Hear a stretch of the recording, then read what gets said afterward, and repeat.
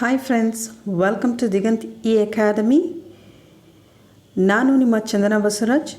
ಸ್ನೇಹಿತರೆ, ನಾವಿವತ್ತು doctor B R Ambedkar ಪಾಠದ ಅರ್ಥವನ್ನು ತಿಳಿದುಕೊಳ್ಳೋಣ.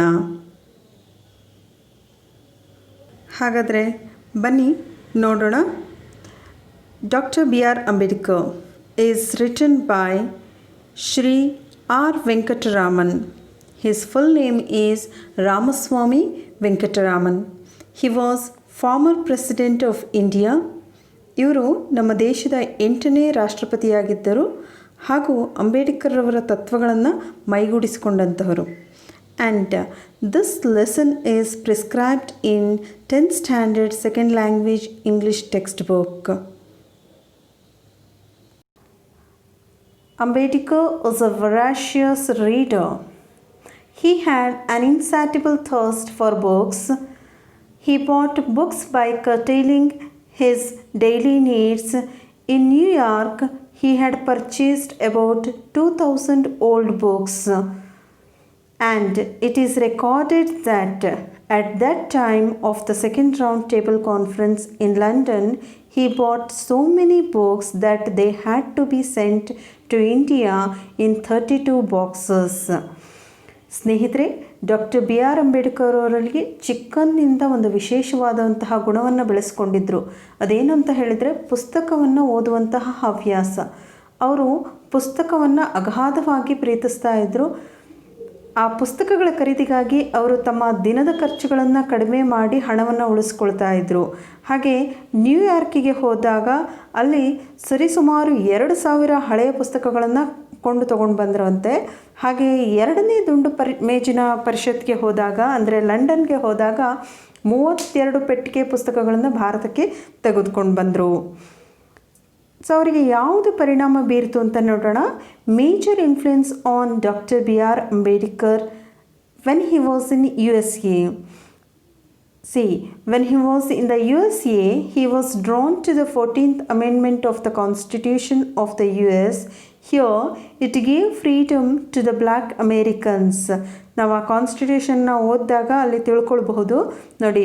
Section 1, all persons born or naturalized in the United States, the subject to the jurisdiction thereof, are citizens of the United States and of the state wherein they reside.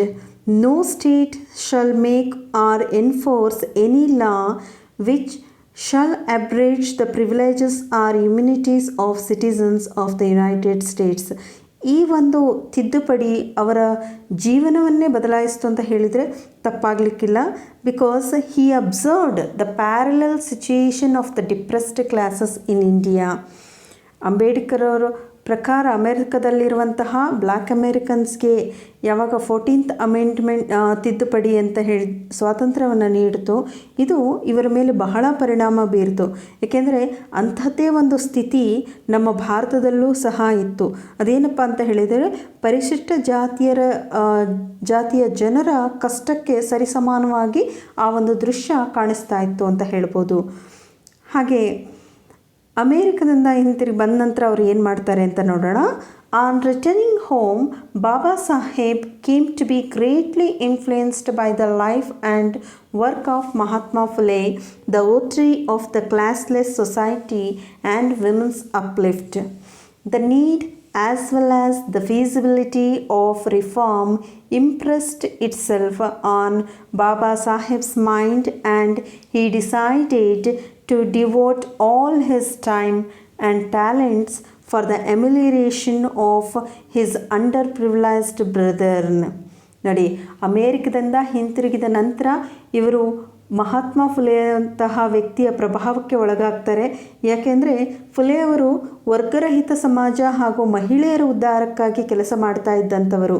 ಇದನ್ನು ಕಂಡಂತಹ ಬಾಬಾ ಸಾಹೇಬರು ನಮ್ಮ ಸಮಾಜಕ್ಕೆ ಬೇಕಾಗಿರುವಂತಹ ಬದಲಾವಣೆಯನ್ನು ತರುವ ಕೆಲಸವನ್ನು ನಾನು ಮಾಡಬೇಕು ಅಂತ ಹೇಳಿ ನಿರ್ಧಾರ ಮಾಡ್ತಾರೆ. ಹಾಗಾಗಿ ಅವರು ತಮ್ಮ ಸಮಯ ಮತ್ತು ಬುದ್ಧಿ ಅಥವಾ ಕೌಶಲ್ಯವನ್ನು ವಿನಿಯೋಗಿಸಿ ತಮ್ಮ ಪರಿಶಿಷ್ಟ ಸಹೋದರರ ಜೀವನವನ್ನು ಸಾಧ್ಯವಾಗುವಷ್ಟರ ಮಟ್ಟಿಗಾದರೂ ಸುಧಾರಿಸಬೇಕು ಅನ್ನೋ ಒಂದು ಉದ್ದೇಶದಿಂದ ಹೋರಾಟದಲ್ಲಿ ಧುಮುಕ್ತಾರೆ. ಸೊ ನ್ಯೂಸ್ ಪೇಪರ್ಸ್ ಇವರು ಈ ಹೋರಾಟಕ್ಕಾಗಿ ಕೆಲವೊಂದು ನ್ಯೂಸ್ ಪೇಪರ್ಗಳನ್ನು ಹೊರಗೆ ತರ್ತಾರೆ. ಯಾವುವು ಅಂತ ನೋಡೋಣ. Newspapers recognised on authentic voices of the depressed classes, that is Mook Nayak, Bahishkrit Bharat and Samata. ಈ ಹೋರಾಟಕ್ಕಾಗಿ ಅವರು ಮೂಕ್ ನಾಯಕ್, ಬಹಿಷ್ಕೃತ್ ಭಾರತ್ ಮತ್ತು ಸಮತಾ ಎನ್ನುವಂತಹ ಪತ್ರಿಕೆಗಳನ್ನು ಹೊರತರ್ತಾರೆ. ಅದಲ್ಲದೆ ಅದರ ಜೊತೆಗೆ ಕೆಲವೊಂದು ಸಂಸ್ಥೆಗಳನ್ನು ಸಹ ಸ್ಥಾಪಿಸ್ತಾರೆ. ಅವು ಯಾವುವು ಅಂತ ಹೇಳಿದರೆ, institutions set up by him such as the Hitakarini Sabha and the independent labour party of India became the vehicles of change. During the same period, Gandhiji was pioneering his epic reform of Indian society, which included the uplift of depressed classes, whom Gandhiji termed Harijans. So, ಹಿತಕಾರಿಣಿ ಸಭಾ ಮತ್ತು the independent labour party of India ಎನ್ನುವಂತಹ ಸಂಸ್ಥೆಗಳನ್ನು ಇವರು ಸ್ಥಾಪಿಸ್ತಾರೆ. ಇವರ ಹೋರಾಟಕ್ಕೆ ಅವು ಮೈಲುಗಲ್ಲುಗಳೇ ಆಗ್ತವೆ ಅಂತ ಹೇಳ್ಬೋದು. ಹಾಗೆ ಅದೇ ಸಮಯದಲ್ಲಿ ಗಾಂಧೀಜಿಯವರು ಸಹ ಮೊಟ್ಟ ಮೊದಲನೆಯರಾಗಿ ಭಾರತದಲ್ಲಿ ಹಿಂದುಳಿದ ವರ್ಗದ ಜನರ ಸುಧಾರಣೆಗಾಗಿ ಕೆಲಸ ಮಾಡ್ತಾ ಇರ್ತಾರೆ. ಇವರು ಆ ಹಿಂದುಳಿದ ಜನಾಂಗವನ್ನು ಇವರು ಹರಿಜನ ಅಂತ ಹೇಳಿ ಕರೀತಾರೆ. Harijan means the people of Vishnu ಅಂತ ಹೇಳಿ ಇವರು ಕರೀತಾರೆ. So Babasaheb was elected to the Bombay Legislative Assembly in the elections under the Constitution of India Act 1935. Babasaheb made effective contributions to the debates in assembly and variety of his subjects. His flair for legislative work became evident to the whole nation. ಹಾಗೆ India act 1935 ಪ್ರಕಾರ Bombay legislative ಅಸೆಂಬ್ಲಿಗೆ ಇವರು ಆಯ್ಕೆಯಾಗಿ ಬರ್ತಾರೆ. ಅಲ್ಲಿ ಅವರು ತಮ್ಮ ಸಮಯೋಚಿತವಾದಂತಹ ಹಾಗೂ ಪರಿಣಾಮಕಾರಿಯಾದಂತಹ ಕೊಡುಗೆಗಳನ್ನು ಕೊಡ್ತಾರೆ. ತಮ್ಮ ವಾದದ ಮೂಲಕ ಮಂಡಿಸ್ತಾರೆ. ಇದು ಹೇಗಿತ್ತು ಅಂತ ಹೇಳಿದರೆ, ಅವರ ವಾದ ಇಡೀ ದೇಶವನ್ನೇ ಪ್ರತಿನಿಧಿಸುವಂತಾಗಿತ್ತು. Dr. Ambedkar anticipated every conceivable requirement of the new polity, drawing from the examples and experiences of other nations and the distinctive needs of our own society. He raised brick by brick the magnificent edifice which now stands as the fundamental rights in the constitutions of India. ಸ್ನೇಹಿತರೆ, ಇಲ್ಲಿ ನಿಮಗೆ ಎಡಿಫೈಸ್ ಅನ್ನುವಂಥದ್ದು new word ಆಗಿದೆ. Edifice means system. So fundamental rights ನೀವು already social ಸ್ಟಡೀಸಲ್ಲಿ ಕಲ್ತಿರ್ತೀರ. So fundamental rights means the rights are essential for intellectual, moral and spiritual development of citizens of India ಅಂತ ಹೇಳಿದರೆ, ಅಂಬೇಡ್ಕರ್ ಅವರ ಸಾಮಾಜಿಕ ಕಳಕಳಿ ಮತ್ತು ಆ ಮಾನವ ಪ್ರೀತಿ ಅವರನ್ನು ಸಂವಿಧಾನದ ರಚನಾ ಸಭೆಯ ಚೇರ್ಮನ್ ಆಗಿ ಮಾಡುವಂತಾಗುತ್ತೆ, ಅಂತಹ ಒಂದು ಜವಾಬ್ದಾರಿ ಸಿಗುವಂತಾಗುತ್ತೆ. ಹಾಗೆ ಅವರು ಡ್ರಾಫ್ಟಿಂಗ್ ಕಮಿಟಿ ಚೇರ್ಮನ್ ಆದ ನಂತರ ಹೊಸ ರಾಜಕೀಯಕ್ಕಾಗಿ ಬೇಕಾದಂತಹ ಎಲ್ಲ ಸುಧಾರಣೆಗಳನ್ನು ಕುರಿತು ಯೋಚನೆ ಮಾಡ್ತಾರೆ. ಇದಕ್ಕಾಗಿ ಅವರು ಬೇರೆ ಬೇರೆ ದೇಶಗಳ ಸಂವಿಧಾನಗಳನ್ನು ಅಭ್ಯಾಸ ಮಾಡಿ ತಿಳಿದುಕೊಂಡು ನಮ್ಮ ದೇಶಕ್ಕೆ ಯಾವುದೆಲ್ಲ ಅವಶ್ಯಕತೆಗಳಿದೆ ಅಂತ ಹೇಳಿ ಗಮನಿಸಿ ಒಂದೊಂದೇ ಹಂತವನ್ನು ನಿರ್ಮಾಣ ಮಾಡ್ತಾರೆ. ಹಾಗೆ ಅವರು ಅಡಿಯಾಡಿಯಾಗಿ ನಿರ್ಮಿಸಿದಂತಹ ಆ ಭವನಕ್ಕೆ ನಾವು ಅಂದರೆ ಆ ಒಂದು ವ್ಯವಸ್ಥೆಗೆ ನಾವು ಸಂವಿಧಾನದ ಮೂಲಭೂತ ಹಕ್ಕುಗಳಾದವು ಅಂತ ಹೇಳಿ ಕರಿಬಹುದು. ಇದರ ಜೊತೆಗೆ ಇವ್ರ ಜೊತೆಗೆ ಯಾರೆಲ್ಲ ಕೆಲಸ ಮಾಡಿದರು ಅಂತ ಹೇಳಿ ತಿಳ್ಕೊಳ್ಳೋಣ. Other luminaries on the committee like Alladi Krishnaswami Iyer, KM Munshi and N Gopalaswami Ayyangar, who also made vital contributions to the process of constitution making. So ಇವರ ಜೊತೆ ಜ್ಞಾನಿಗಳಾದಂತಹ ಅಲ್ಲಾಡಿ ಕೃಷ್ಣಸ್ವಾಮಿ ಅಯ್ಯರ್ ಹಾಗೆ KM ಮುನ್ಷಿಯವರು ಮತ್ತು ಗೋಪಾಲಸ್ವಾಮಿ ಅಯ್ಯಂಗಾರ್ ಇವರೆಲ್ಲರೂ ತಮ್ಮದೇ ಆದಂತಹ ವಿಶಿಷ್ಟ ಕೊಡುಗೆಗಳನ್ನು ಈ ಸಂವಿಧಾನ ರಚನೆಯಲ್ಲಿ ನೀಡಿದ್ದಾರೆ. ಆದರೆ ನಾವು ಇಲ್ಲಿ ಮುಖ್ಯವಾದಂತಹ ವ್ಯಕ್ತಿಯನ್ನು ಅಂದರೆ ಇವರನ್ನು ಮುಖ್ಯ ಪೈಲಟ್ ಅಂತ ಹೇಳಿ ಕರಿಬೇಕಾದ್ರೆ ನಾವು ಡಾಕ್ಟರ್ BR ಅಂಬೇಡ್ಕರ್ ಅವರು ಅಂತ ಹೇಳಿದರೆ ತಪ್ಪಾಗಲಾರ್ದು. But if there is one person who will be remembered as the pilot of various provisions of the Indian Constitution, it will surely be Dr. BR Ambedkar. It devolved on Dr. Ambedkar to explain with a combination of tact and frankness and utmost patience the meaning and scope of the different provisions of the draft constitution. ನೋಡಿ, ನಾನು ಈಗಾಗಲೇ ಹೇಳಿದೆ, ಇವರೆಲ್ಲರಿಗಿಂತ ನಾವು ಮುಖ್ಯ pilot ಅಂತ ಹೇಳಿ doctor BR Ambedkar ಅವರು ಅಂತ ಹೇಳಿದರೆ ತಪ್ಪಾಗಲಾರ್ದು. ಯಾಕೆ ಅಂತ ಹೇಳಿದರೆ ಇವರು ಅತ್ಯಂತ ತಾಳ್ಮೆಯಿಂದ ಮುಚ್ಚುಮರೆಯಿಲ್ಲದೆ ನಿರರ್ಗಳವಾಗಿ ಸಂವಿಧಾನದ ಪ್ರತಿಯೊಂದು ಅನುಚ್ಛೇದಗಳ ಅರ್ಥ, ಉದ್ದೇಶ ಮತ್ತು ಅದರ ವ್ಯಾಪ್ತಿಗಳನ್ನೆಲ್ಲ ಸವಿವರವಾಗಿ ಹೇಳಿದ್ದಾರೆ. ಹಾಗೆಯೇ ಕಾನೂನಿನ ಅತ್ಯಂತ ಕ್ಲಿಷ್ಟಕರವಾದಂತಹ ವಿಷಯಗಳನ್ನು ಜನಸಾಮಾನ್ಯರು ಸಹ ಅರ್ಥ ಮಾಡಿಕೊಳ್ಳುವಂತಹ ಒಂದು ಸರಳ ಭಾಷೆಯಲ್ಲಿ ಹೇಳುವಂತಹ ನಿಪುಣರಾಗಿದ್ದರು ಫ್ರೆಂಡ್ಸ್.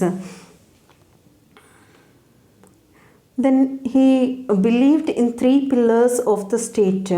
ಸೊ ಅಂಬೇಡ್ಕರ್ ಅವರಿಗೆ ರಾಜ್ಯದ 3 ಮುಖ್ಯ ಸ್ತಂಭಗಳಲ್ಲಿ ಬಹಳ ನಂಬಿಕೆ ಇತ್ತು. ಅವು ಯಾವುವು ಅಂತ ಹೇಳಿದರೆ ನೋಡೋಣ. Doctor Ambedkar had a clear perception of the mutuality of the 3 pillars of the state, the legislature, the executive and judiciary. He realized that the jurisdiction of each should be clear and untrammeled. ನೋಡಿ, ಅಂಬೇಡ್ಕರ್ ಅವರಿಗೆ ರಾಜ್ಯದ 3 ಮುಖ್ಯ ಸ್ತಂಭಗಳು ಯಾವುವು? ನ್ಯಾಯಾಂಗ, ಶಾಸಕಾಂಗ ಹಾಗೂ ಆಡಳಿತಾಂಗ. ಈ 3 ಸ್ತಂಭಗಳ ಮೇಲೆ ಅಚಲವಾದಂತಹ ನಂಬಿಕೆಗಳಿತ್ತು. ಹಾಗೆ ಇವರು ಏನು ಹೇಳ್ತಾ ಇದ್ರು ಅಂತ ಹೇಳಿದರೆ, ಇವುಗಳು ಸರಿಯಾಗಿ ಕಾರ್ಯನಿರ್ವಹಿಸಬೇಕು ಅಂದರೆ ಯಾವುದೇ ರೀತಿಯಾದಂತಹ ಕಾನೂನುಗಳು ತೊಡಕಾಗಬಾರ್ದು ಅಂತ ಹೇಳ್ತಾ ಇದ್ರು. ಹಾಗೆ ಇವರಿಗೆ ಇನ್ನೊಂದು ಮಹತ್ವದ ಅರಿವು ಸಹ ಇತ್ತು. ಏನು ಅಂತ ಹೇಳಿದರೆ, at the same time he had a sense of the importance of the role of the citizens. Students, ಇದು ಬಹಳ ಇಂಪಾರ್ಟೆಂಟ್ ನೋಡಿ. ಇವುಗಳ ಜೊತೆಗೆ ಇವರೇನು ಹೇಳ್ತಾ ಇದ್ರು, ಪ್ರಜೆಗಳ ಪಾತ್ರದ ಮಹತ್ವದ ಬಗ್ಗೆ ಸಹ ಇವರು ಅರಿವಿತ್ತು. ಆ ನಿಟ್ಟಿನಲ್ಲಿ ಇವರು ನಮ್ಮ ಸಂವಿಧಾನವನ್ನು ರಚನೆ ಮಾಡಿದ್ದಾರೆ. ಸೊ ಹಾಗಾಗಿ ಅವರು ಒಂದು ಒಳ್ಳೆಯ ಒಂದು ಹೇಳಿಕೆಯನ್ನು ಕೊಡ್ತಾರೆ. ಆ ಹೇಳಿಕೆ ಬಹಳ ಗಮನಾರ್ಹವಾಗಿದೆ. ಏನೆಲ್ಲ ಹೇಳಿಕೆ ಕೊಟ್ಟಿದ್ದಾರೆ ಅವರು ಅಂತ ಹೇಳಿ ನೋಡೋಣ. The constitution is a fundamental document. It is a document which defines the position and the power of 3 organs of the state, the executive, the judiciary, the legislature. ನೋಡಿ ಸ್ನೇಹಿತರೆ, ಈ 3 ಅಂಗಗಳ ಒಂದು ಕರ್ತವ್ಯವನ್ನು ಮತ್ತು ಅವುಗಳ ಸ್ಥಾನವನ್ನು ಈ ಯಾವುದು ಡಾಕ್ಯುಮೆಂಟ್ ಅಂದರೆ ಕಾನ್ಸ್ಟಿಟ್ಯೂಷನ್, ನಮ್ಮ ಸಂವಿಧಾನ ಸವಿವರವಾಗಿ ಹೇಳುತ್ತೆ ಅಂತ ಹೇಳಿದ್ದಾರೆ. ಹಾಗೆ it also defines the power of the executive and the powers of the legislature as against the citizens, as we have done in our chapter dealing with the fundamental rights. So ಆ ಒಂದು fundamental rights ಮೂಲಕ ಏನು ಅಲ್ಲಿಯ ಒಂದು citizens ಇವುಗಳನ್ನು question ಮಾಡಬಹುದು ಅನ್ನೋ ಒಂದು ಅರಿವನ್ನು ಮೂಡಿಸಿದ್ದಾರೆ. ಹಾಗೆ as we have done in our chapter dealing with the fundamental rights, in fact the purpose of the constitution is not merely to create the organs of the state but to limit their authority, because if no limitations was imposed upon the authority of the organs, there will be complete tyranny or complete oppression. So ಇವರ ಹೇಳಿಕೆ ಹಾಗಾಗಿ ಬಹಳ ಗಮನಾರ್ಹವಾಗಿದ್ದು, ಇಲ್ಲಿ ಆ 3 ರಾಜ್ಯದ ಅಂಗಗಳ ಬಗ್ಗೆ ಕಾರ್ಯಾಂಗ ಆಗಿರ್ಬೋದು, ನ್ಯಾಯಾಂಗ ಆಗಿರ್ಬೋದು, ಆಡಳಿತಾಂಗ ಆಗಿರ್ಬೋದು, ಅವುಗಳ ವ್ಯವಸ್ಥೆ ಹೇಗಿರಬೇಕು, ಹಾಗೆ ಅವುಗಳ ಜೊತೆಗೆ ನಾಗರಿಕನ ಹಕ್ಕು ಮತ್ತು ಅವನ ಕರ್ತವ್ಯಗಳನ್ನು ಸಹ ಅವರು ತಿಳಿಸಿಕೊಟ್ಟಿದ್ದಾರೆ. So in the next class we will see the other part of that. ಇಲ್ಲಿ ತನಕ ತುಂಬ ಇಂಪಾರ್ಟೆಂಟ್ ಕ್ವೆಶ್ಚನ್ಸ್ಗೆ ಉತ್ತರಗಳನ್ನು ನಾನು ಕವರ್ ಮಾಡಿರುವಂಥದ್ದು ಏನೆಲ್ಲ ಕ್ವೆಶ್ಚನ್ಸ್ ಬರುತ್ತೆ ನೋಡಿ. Ambedkar had a great thirst for books, explain. Second, how did the 14th amendment to the US Constitution and Mahatma Phule influence on Ambedkar? Dr. Ambedkar is remembered as the pilot. Give reasons. Fourth, write a short note on Dr. Ambedkar, idea or perception of the three pillars of the state. Fifth, what are the significant observations of Dr. Ambedkar on the constitutions? ಈ 5 ಪ್ರಶ್ನೆಗಳಿಗೂ ಸಹ ಇದುವರೆಗೂ ನೋಡಿದಂತಹ ವಿಡಿಯೋದಲ್ಲಿ ಅಂದರೆ ಈ ಹಿಂದೆ ನೀವು slides ಮೂಲಕ ನೋಡ್ಕೋತಾ ಹೋದರೆ ನಿಮಗೆ ಉತ್ತರಗಳು ಸಿಗುತ್ತೆ. Hope you understood very well. So thank you for watching this video. ನೀವು ನಮ್ಮ ಚಾನಲ್ಗೆ ಸಬ್ಸ್ಕ್ರೈಬ್ ಆಗಿಲ್ಲ ಅಂತ ಹೇಳಿದರೆ please subscribe and press bell icon for new notification and please share to your friends and put a comment. Thank you.